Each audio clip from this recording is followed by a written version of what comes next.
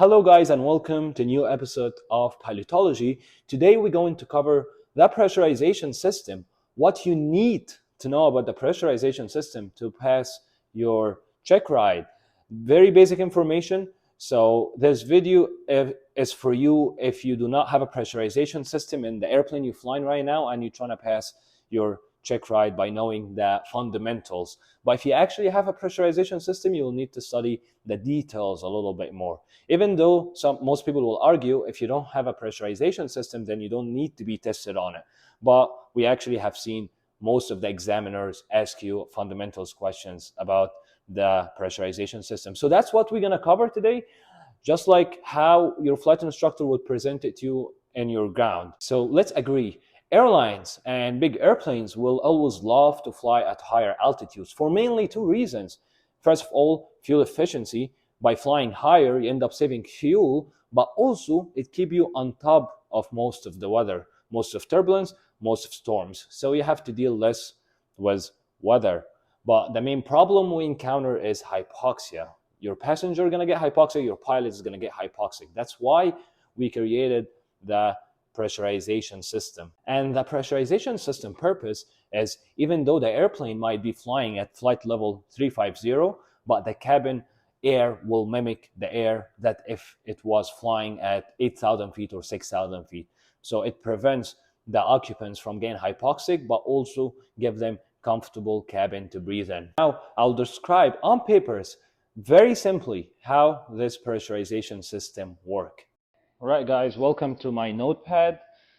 First, I need to apologize. I'm not the best at drawing, but that's fine. The best one, like most good C5s I ever saw, they weren't so good at drawing neither. But I'll do my best. I'll do my best. And here we have a very basic airplane, right? Looks like an airplane to me. Works.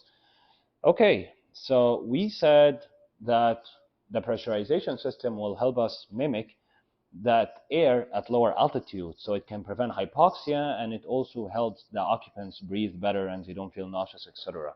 How does it work? So we have the engine right here, as you can see. That's the engine, okay? And the way it operates is very easy.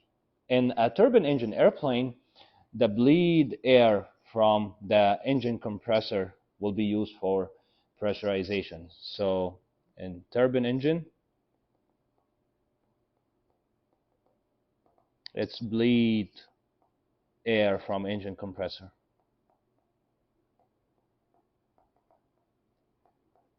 So the idea here that turbine engine pressurizes the air or compresses the air anyway to before the combustion.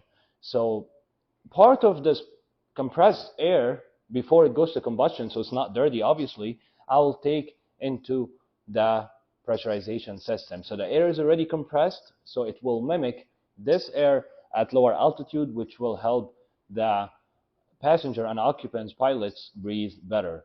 And obviously, because it's before the combustion, again, it's not dirty air. It's not like we given exhaust air into the cabin. All right. So in lighter aircraft, though, if you don't have a turbine, it's going to be compressed air from the turbocharger or supercharger. So it doesn't matter. Any device that compresses the air before combustion, we can take its air and then we direct it to the cabin. From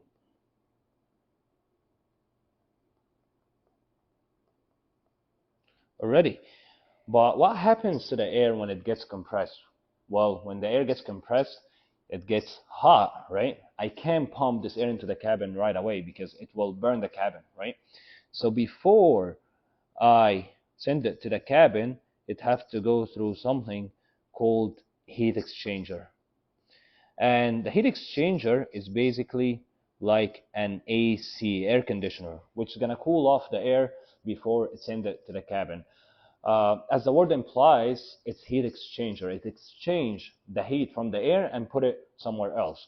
Like imagine you're cooking, and after you're done cooking, you have this really hot pan. So to get rid of the hot heat in the pan, what you're gonna do is you're gonna put it under running cold water. Essentially, what you did is you made the water hotter, but the pan cooled off. Same concept here with the heat exchanger. we're gonna exchange the heat of the air with something else. And each system is different. It could be a fuel heat exchanger where I'm gonna transfer the heat into the fuel, and anyway I need the fuel hot for the combustion, or it could be to ram air exchanger, air to air. So I cool it off with the outside air. But again, it's the same, no matter what it transfers to, it's the same concept. I'm taking the heat from the air and putting it somewhere else. And even though it's clean air, it will still go through filter to kind of, purify it and circulate it so it doesn't smell bad in the cabin. Then it's gonna go to the cabin, and you're gonna have air molecules in the cabin everywhere, more dense air basically, mimicking the air at 8,000 feet. So even though you might be at flight level 310 outside, but inside you are, if you're flying like if you were at 8,000 feet. All right, and this is bring us to the instruments inside the cabin. So for related to pressurization system. So first we have three over here, right? The first one is going to be the cabin altimeter.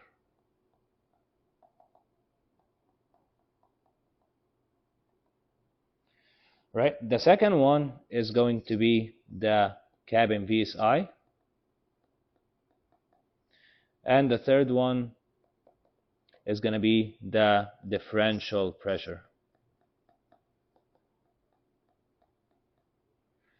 Right?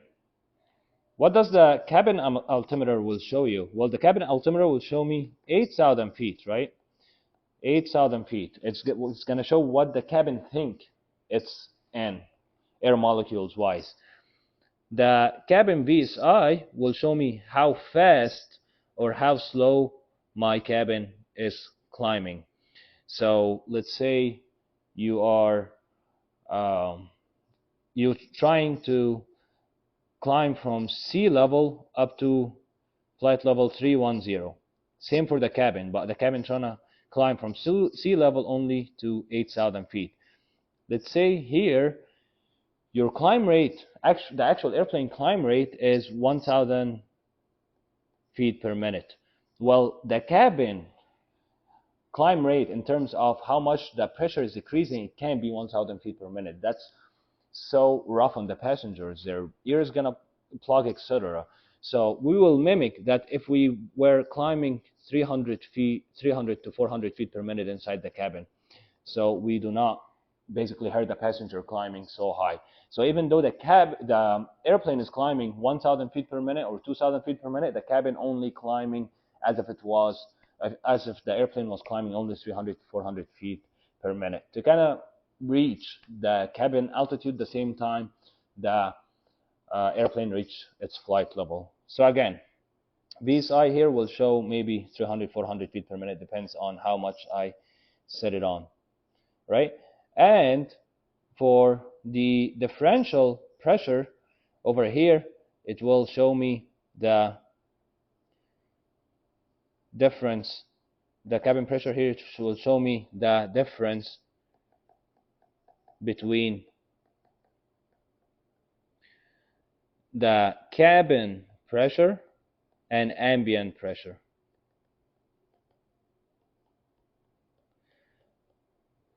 What does the word ambient mean? Ambient means, anytime I say ambient, it means outside. So essentially, it's going to show you the difference in PSI between the inside and outside. And that's what's going to show on the differential pressure. Now, it's very important. The differential pressure instrument is a very important instrument. And let me clean this up now so we don't have a lot of information here.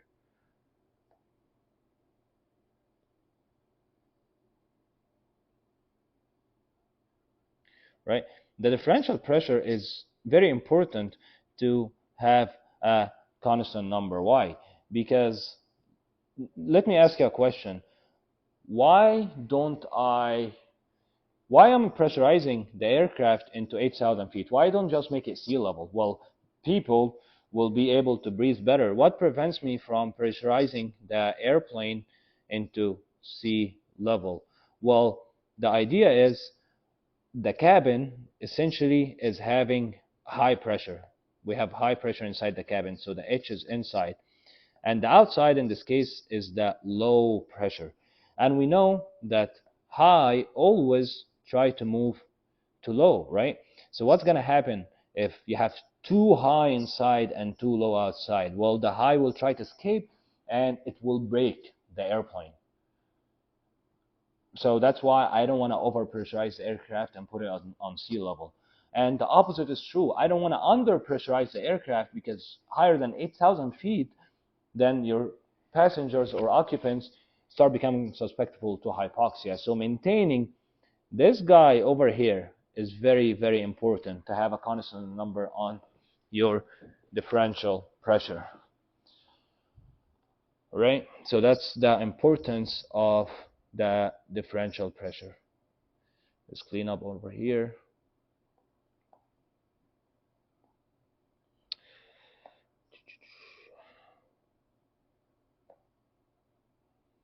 Already. So now let's discuss actually how does the pressurization system works. We said it's very important for us to maintain 8,000 feet or 6,000 feet in some airplanes, but that's not a big deal. Most airplanes do 6,000 feet. So we said our goal is to maintain the specific constant differential pressure at all times. So the first one responsible for that is the first valve we have, which is called the outflow valve. And what does the outflow valve? Well, according to the PHAC, what the outflow valve do is just regulate air, the pressure inside the cabin. So regulate cabin pressure, obviously. So it's the main valve that's responsible to regulate the cabin pressure. And how? Well, it works very simple. The only thing that it does is basically, essentially, just kicking the air outside. That's it. Here we go. It just kicks the air outside. So the air goes through it and goes to the outside. And this blue air molecules is air. That's it. It's not as complicated, because this guy over here, the engine does not control how much air it pumps. It just pumps air. You can't tell the engine, stop, enough, I don't want it anymore, I reached 8,000 feet. No. What the engine does is it will keep pumping air, and the extra will start getting kicked out of the outflow valve. That's it, and that's how we maintain the 8,000. So the engine just keep pumping air, and let's say the altitude start going down to 7,000 feet, the outflow will just kick air outside to bring it back to 8,000 feet. And that's how the air is regulated inside the cabin, basic, through the outflow valve, period, done, okay?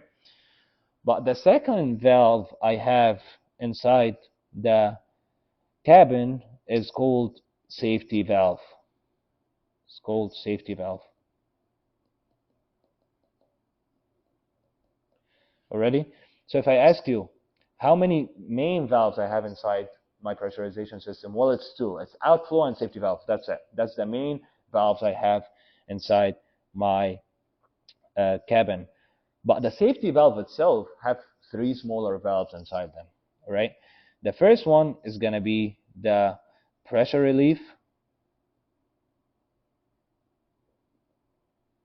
The second one is going to be the vacuum relief. And the third one is the dump valve. So I have two main valves, but in reality I actually have four valves: the outflow, pressure relief, vacuum relief, and dump valve. But those three valves over here, are just part of the bigger valve, which is the safety valve. Okay. So what is the purpose of the safety valve? As the name implies, safety, for redundancy, emergency, or as a backup. Okay. So what does the pressure relief do? You'll be surprised, but the pressure relief, it does exactly the same thing as the outflow does. Exactly the same thing. It kicks air outside. But if you look at the definition from the PHAC, it will tell you that pressure relief job is to prevent cabin pressure from exceeding the predetermined differential pressure.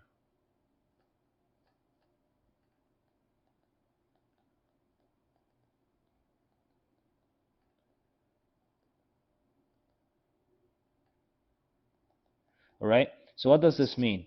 It means if the differential pressure inside the cabin, or if the pressure inside the cabin gets too high that exceeds the predetermined differential pressure, it will just kick some outside.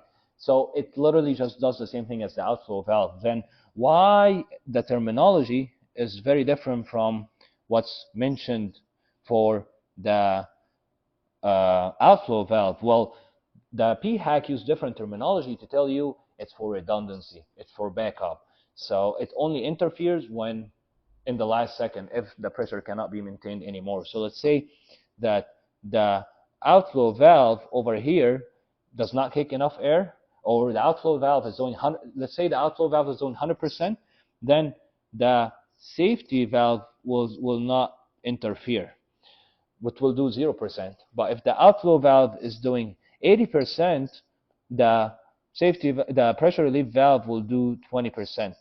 And if the the outflow valve is doing 0%, then the pressure relief will completely take over and do 100%. So again, different terminology in the definition to just say it's for redundancy. Okay.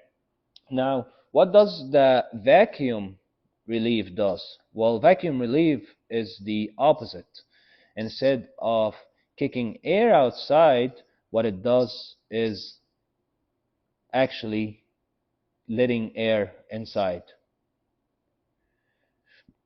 by basically sucking the air. So it lets air inside, right? And why does it do that? If the outside gets too high and the cabin pressure becomes lower, I can just suck some air inside, right? So let's say the guy over here, which is the engine, is not doing its job very well, and it's not letting the air inside well. What's going to happen is the vacuum relief will start letting air inside to bring the cabin back to normal altitude, because you don't want the altitude to be high. The people will get hypoxic. And the definition from the PHAC from the vacuum relief will tell you that it prevents. Let me just use this one here. Vacuum relief, it will tell you it prevents the ambient pressure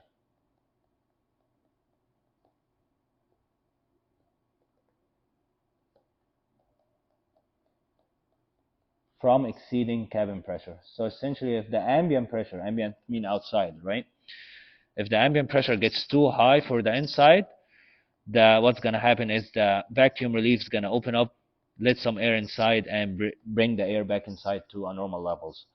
And that's not going to happen unless the engine start acting up and it's not doing 100%. It's doing only 80 or 70%.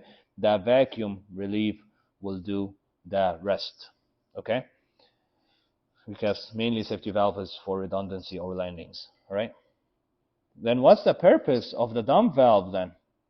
Well, the dump valve, it lets air outside. Let me just clean this up. Right.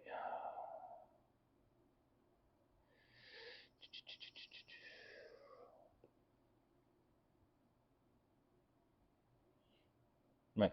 The dump valve lets air outside, but how is this different from the pressure relief? Well, the dump valve lets all the air outside. It literally kicks all the air from the pressurization system.